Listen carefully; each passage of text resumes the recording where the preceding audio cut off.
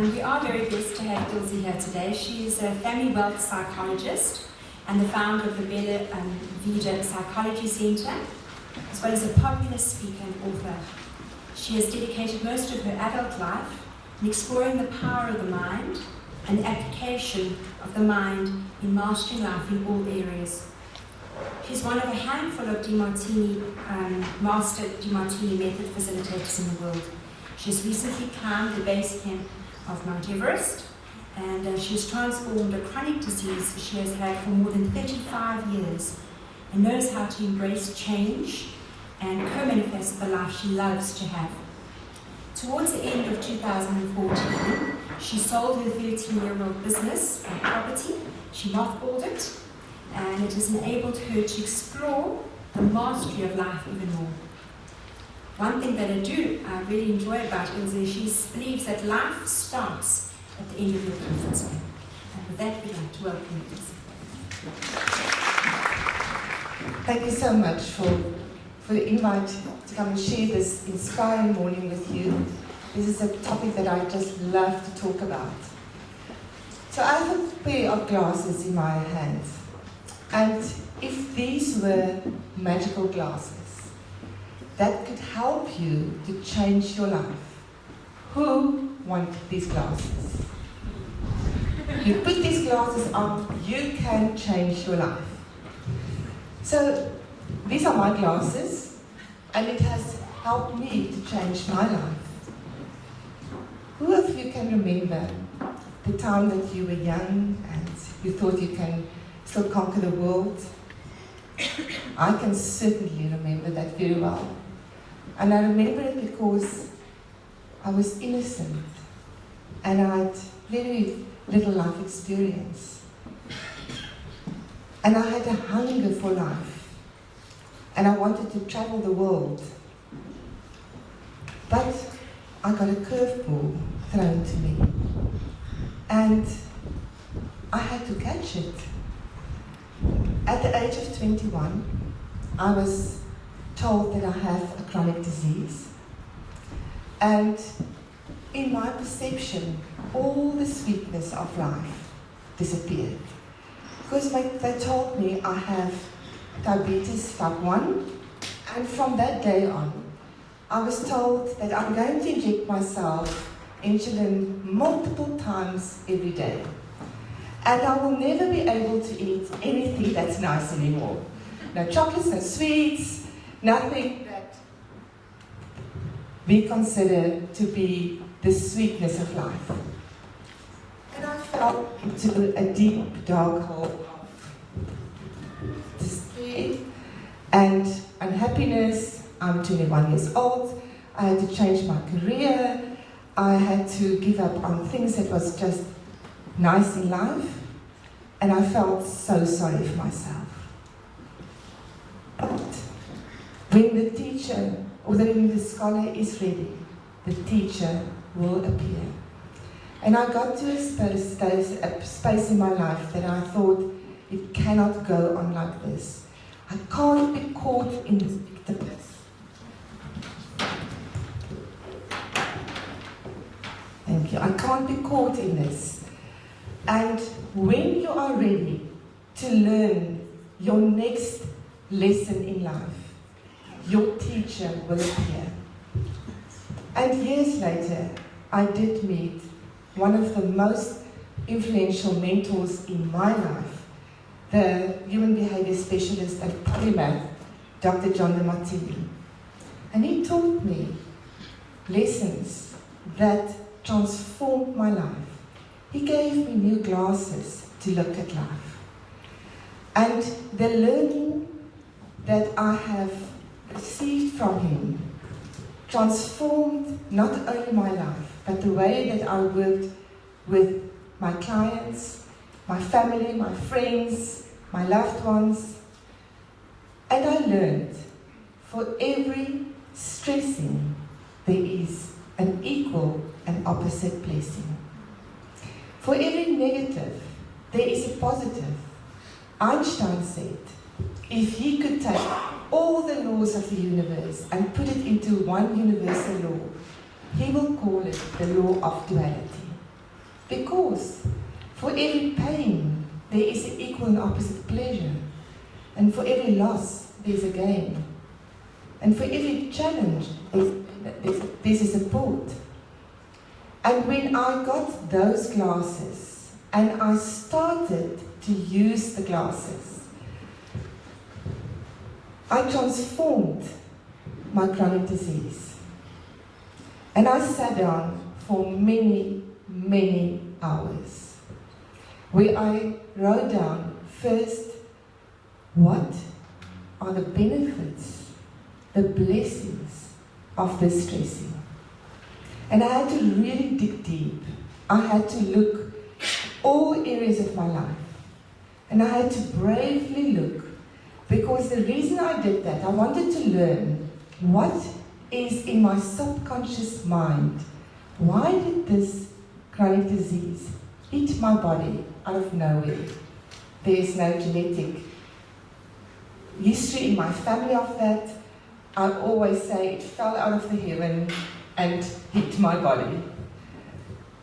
But as I started to, and I've written down 200 benefits, 200 blessings of this stressing.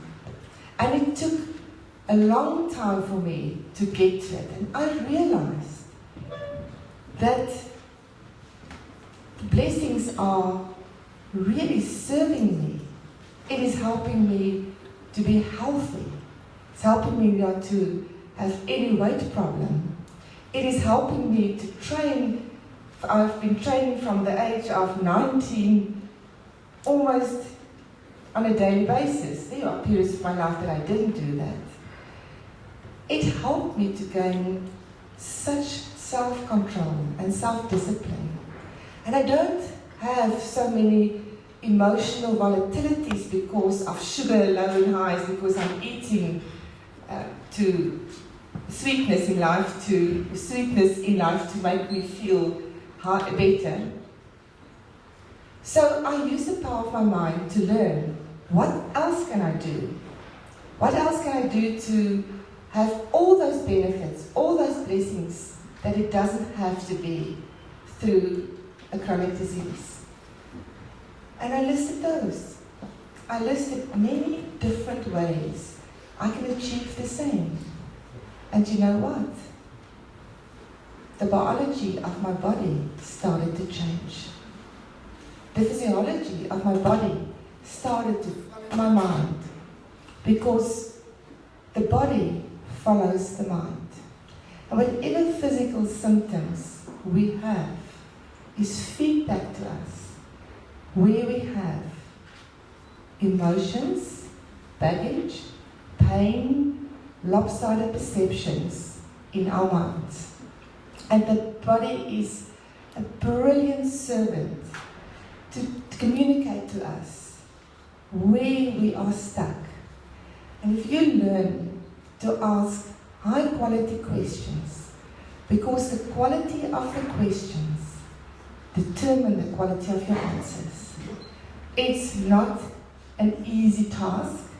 I don't want to stand here and say it was a breeze. It took lots of hard work, deep digging, but a deep desire to know how to transform it.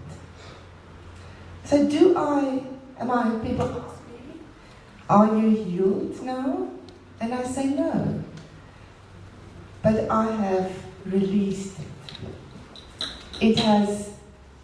It is astonishing, the doctors, when I go for my every 3-month blood test to determine what the sugar levels in my blood were the previous 3 months, and it is consistently in the normal range.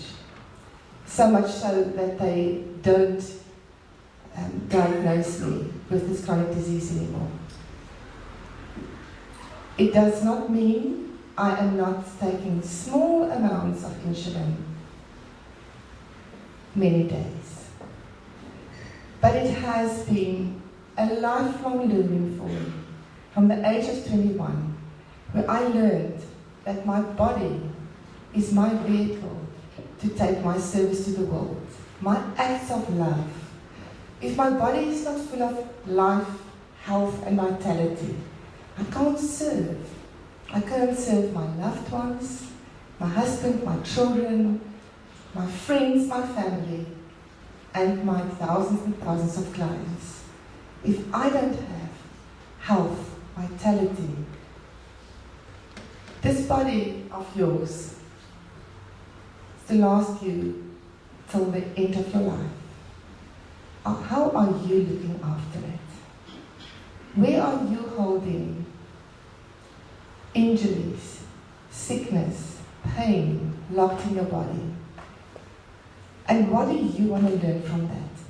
How can you transform your challenge if you just ask the question, what is distressing in this blessing?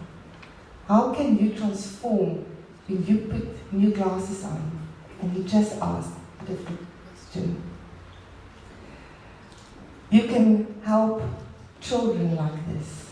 You can help them to look at life so differently. I have helped thousands of families and children by just asking them, when I give you different glasses, at this point in time, you have the glasses on, the lens is negative, and all you see is the negative side.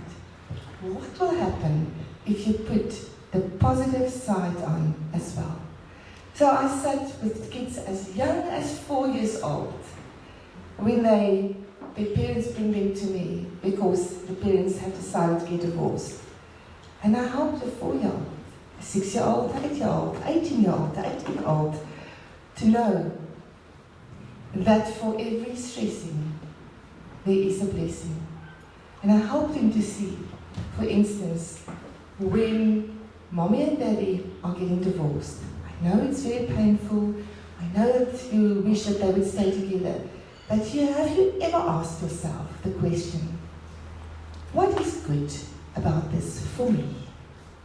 And they say, there's nothing good about it for me. I said, but have you ever thought about it? When it's birthdays, how many birthday presents are you going to get now? One from mom and one from dad. Oh yes, that's cool, they would say. I said, maybe Christmas is the same. And I say, have you thought of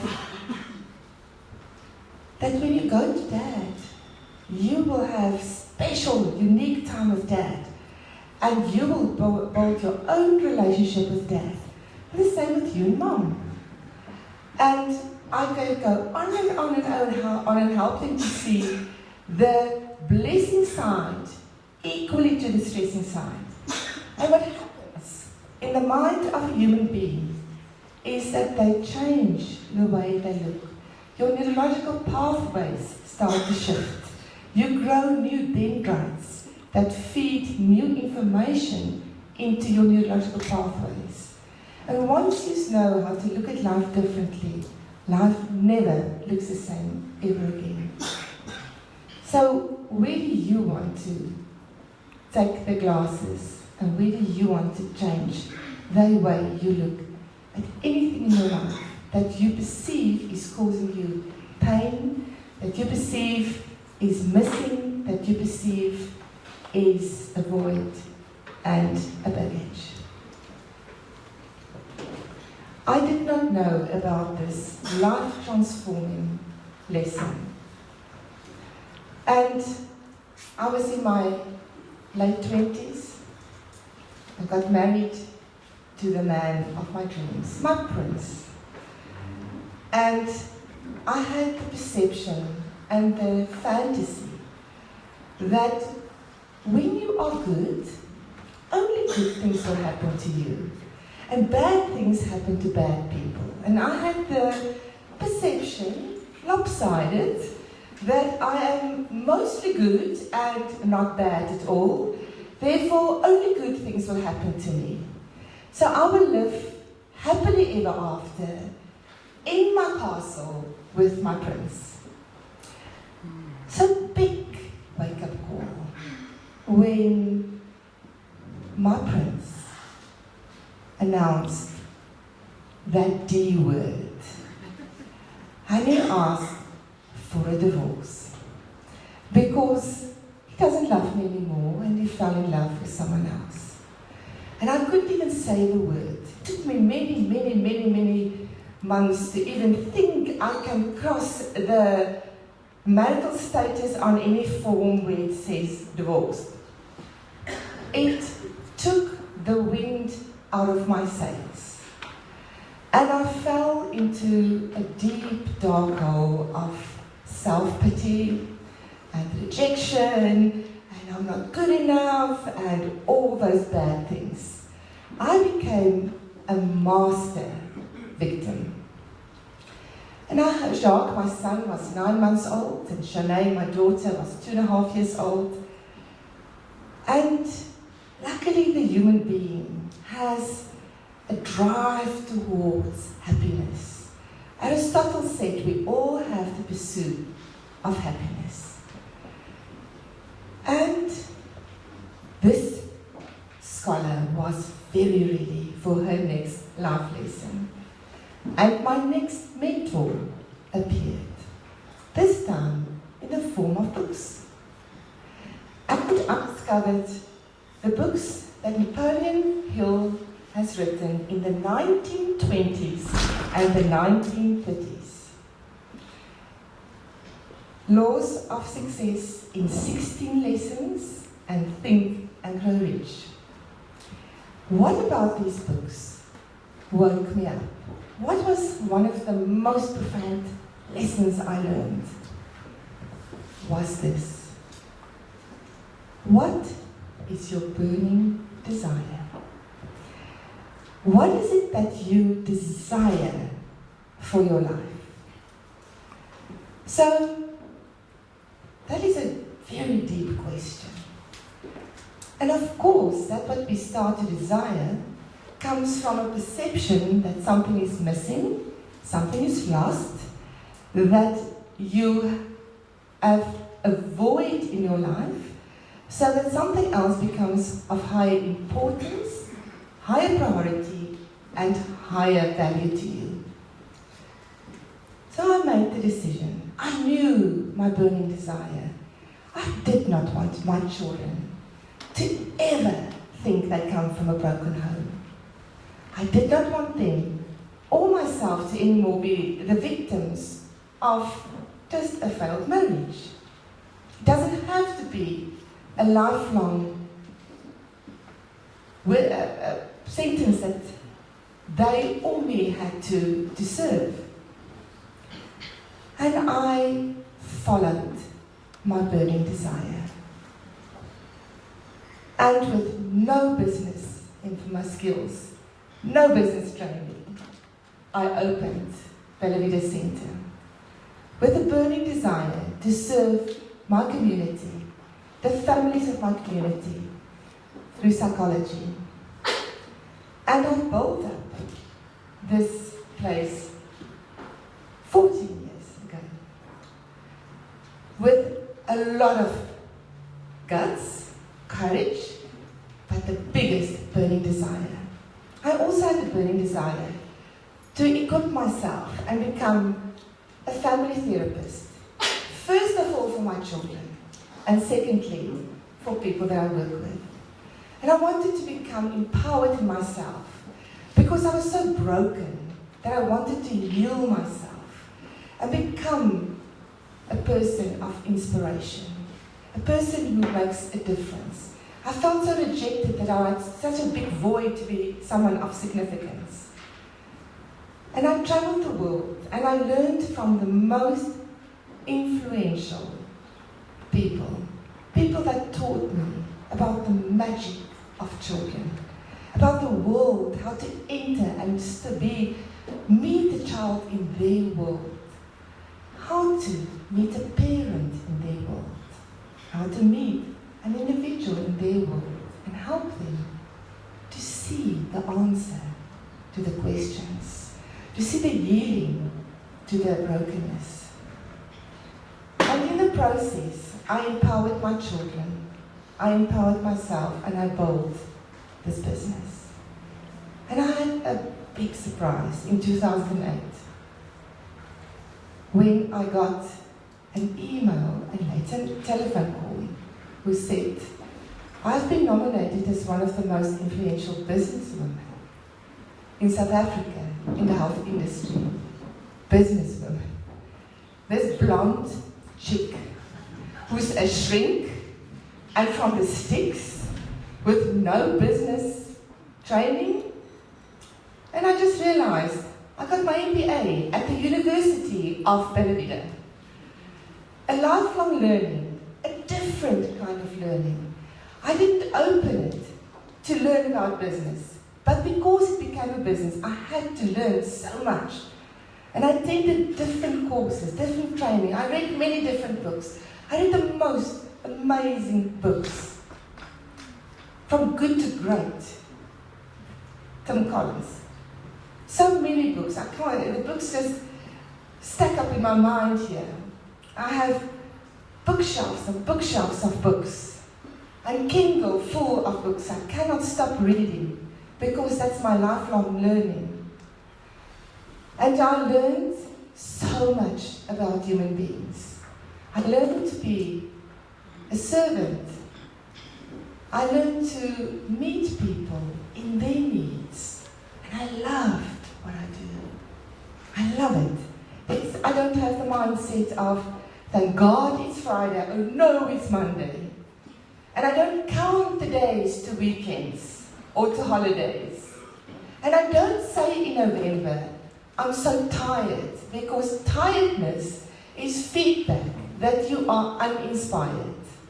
And if you want to keep yourself inspired, you keep on doing the thing you love. And if you don't, if you have to do, sometimes we need to do things that we don't love, we put on our glasses and we say, what are the positives of the negatives here? I don't like admin. I don't like filling in all the report cards or whatever it is. And when I ask the quality question, how's it serving me? What is the blessing of it for me? What is the benefit of it for me? You start to change the way you look at it. And you start to feel a shift in your mind. Your neurological pathways start to change. So, what are you willing to do to go and find that burning desire in your heart? What do you really love to do? If you were given $1 billion check, what will you do with it? Think for a moment.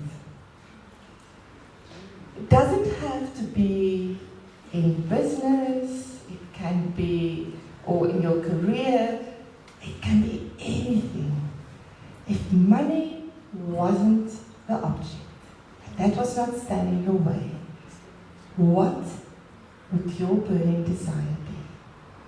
What would you love to do to make a difference in your life and the life of others?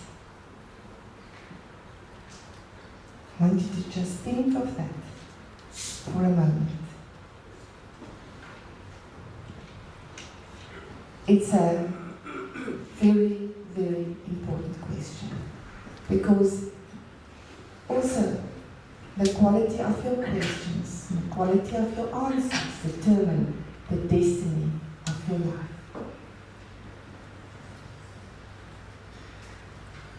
So, I learned another thing. The physical universe applauds action, not thought. So I could have such a burning desire. And I've had many such burning desires that I thought was coming from my heart. And 1 month would pass and nothing would happen. Another month would pass, another year, nothing would happen. And that's feedback. That either it is not your burning desire, you have been injected by someone else's burning desires. It's very easily happened to us. or you have not taken action. So the third lifelong learning that I want to share with you is the importance of taking action.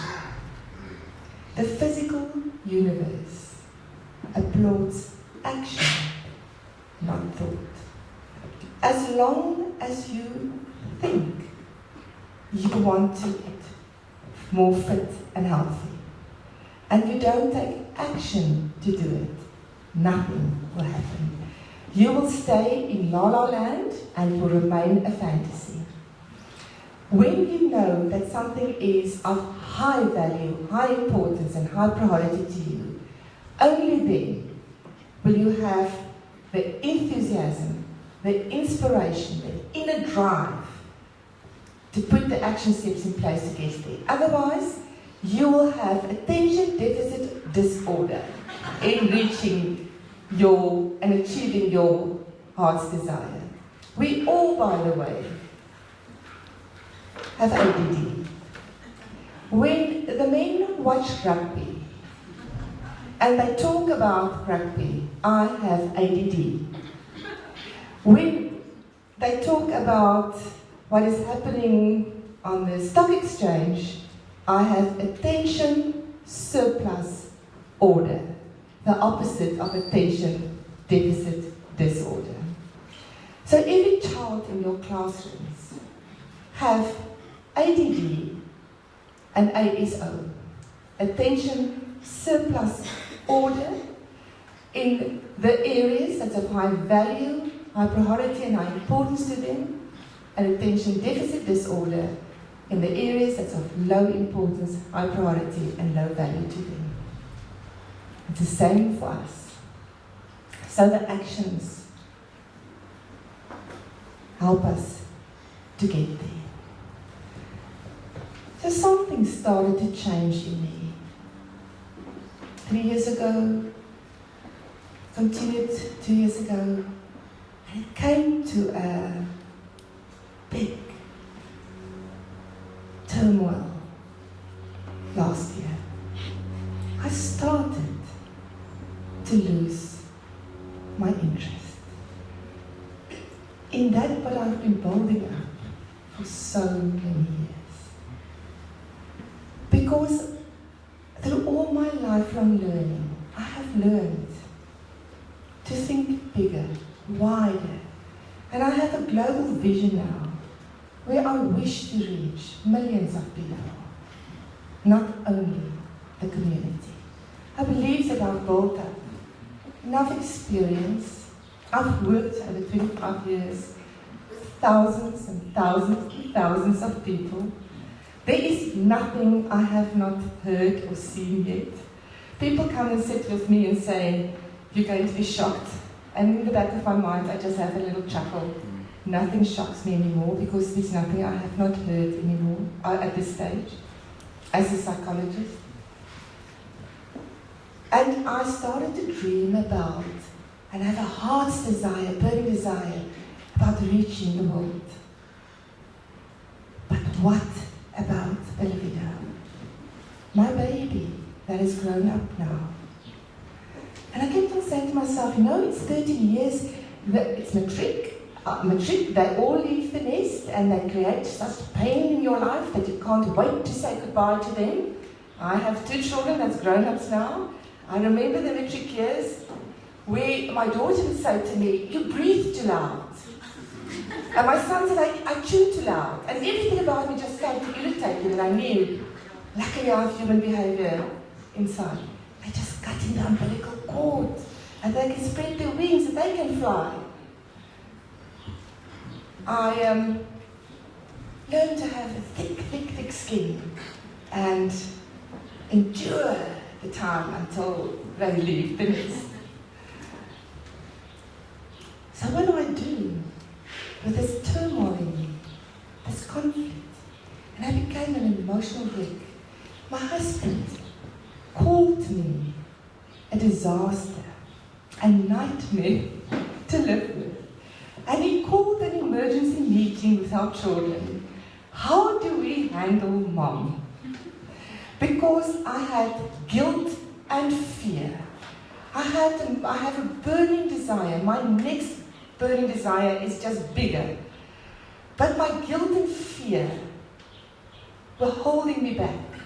My fear of what if it will not work? What if it is going to be a failure? What if? And my guilt, how can I leave my business? How can I tell all the psychologists working in my business that they must find another home? How can I say no to my clients of many years? And I sat in my office in Bellavita and I saw the telephone. And I reached my hand out and I picked it up. Dialed the number. And a voice on the other side said to me, "How can I help?" And I said, "I want to book a return ticket to Nepal. I'm going to climb to Base Camp Everest." I took the action of a burning desire that I was carrying in my heart for a long time.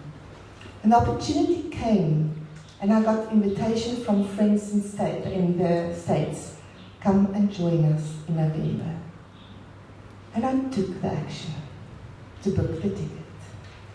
My husband gave me the freedom, said, "I absolutely support what you want to do." And then a cascade of action steps took place after that. Quickly, and things started to fall in place. I sold my business property. I mothballed the business until I decided what else and further I want to do with it. And I trained very hard. I trained my body beyond what I thought was possible. And I trained my mind in preparation for this big challenge. And in November, I got on the plane and I flew to Kathmandu.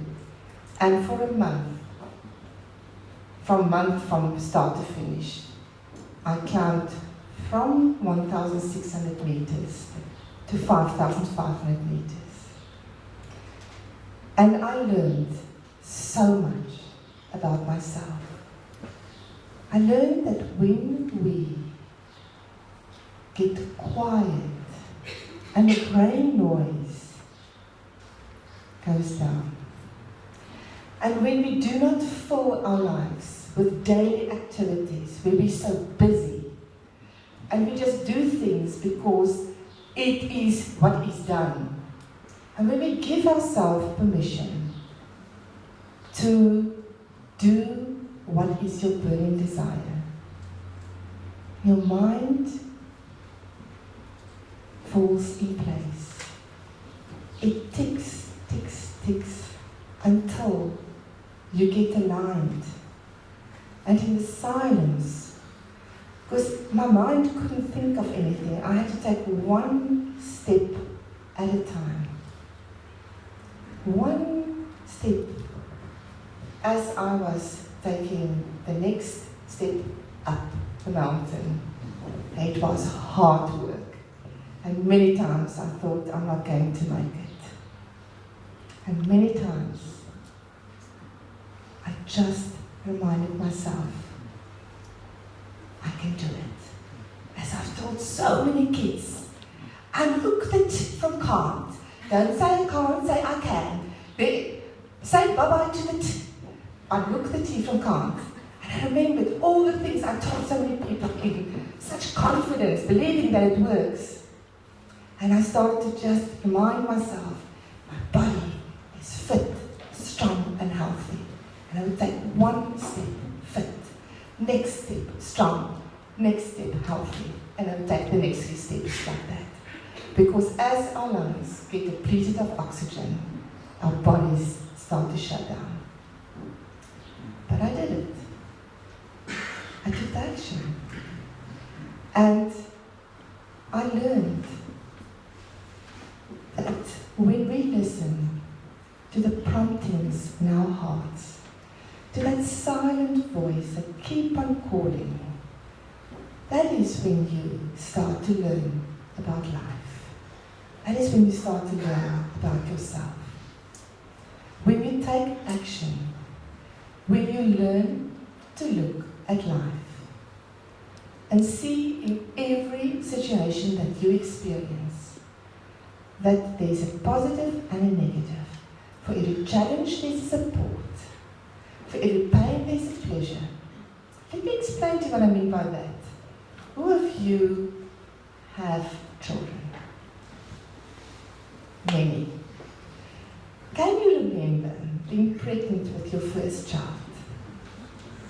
That you had the lopsided perception that this baby's going to be born, and you're going to hold your baby in your arms, and it's going to be just love and beautiful relationship. And your child will be easy, fit in with your schedule, will not be the brat that runs around in pick and pay and embarrass you. My child will never do that. Can you remember that you just had the perception that there will be so much pleasure, and then that baby is born, and the pain comes of sleepless nights, and dribble all over your shoulder and smelling of sour milk, and being at a social event and everybody sits and spend time together and you just run after your child. The pain and the pleasure. When you learn, the lifelong learning, that it's your wisdom is in you. You are a genius.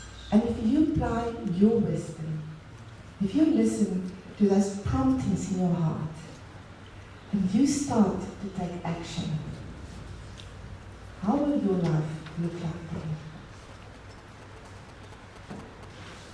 If nothing was standing in your way, if I do give you that $1 billion check, what would you change? Because it is by embracing change, by stepping out of our comfort zones, that we learn the most. And all of us will have a lifelong learning. You have it every day of your life. But the conscious awareness that life is about learning, and everyone who has the desire to empower themselves, to better themselves, to become better at what they are, is in life's university, busy with lifelong learning. So I have a challenge for you. Who of you do goals or New Year's resolutions in the beginning of the year? A goal is something that will absolutely come to fruition if you take action. But also if it is aligned with your heart's desire. If it is of high value, high importance, high priority to you. If it's not, please chuck it in the dustbin. It's not yours. So I want you to go and write down 10 things that you want to learn, do, achieve, whatever verb you want to use, that is out of the box. 10, I want you to think of one out of the box thing that you would love to learn or do or achieve this year. And when you get home, to go and write down 10 things that you want to do. I can share with you one of mine, because I've done this. I like challenges to me, to myself. In December, we were in Mozambique and swimming in quite a rough sea, and I realized if the streams now take me in, I know the streams will bring me back, but I knew that I won't get back, because my level of swimming is really not going to sustain me And I realized, my age, I have not learned to swim properly. I can swim, but not properly. When I was a child, it was definitely not the end. We've been for swimming lessons to learn to swim, but there was no style correction, that kind of thing. So it's about one of my out-of-the-box things that I want to do this year is to learn to swim. Is it going to be easy for me? Oh no. I'm too scared to even jump in the pool, never mind dive into the pool. So I booked my swimming lessons and I'm starting next Monday. I take action because the physical universe only applauds action, not thought.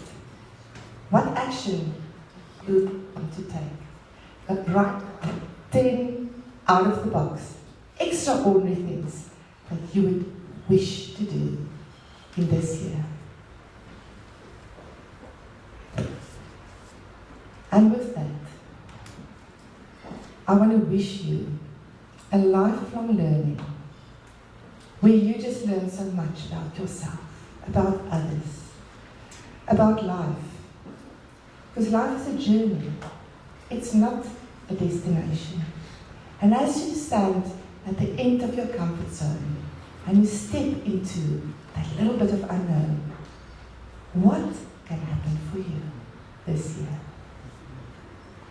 So I am going to give you opportunity if anybody has a question that you want to ask me.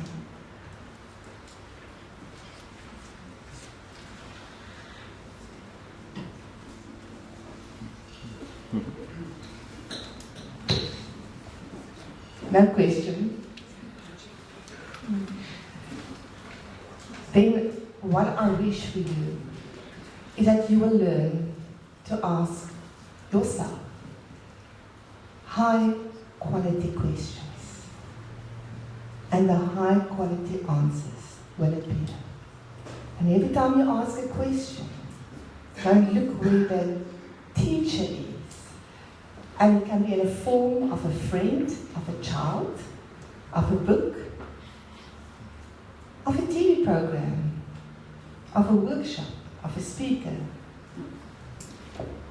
When you ask your questions and you look for the answers, it means you are the scholar of life and your mentor will appear. So thank you so much. Thank you.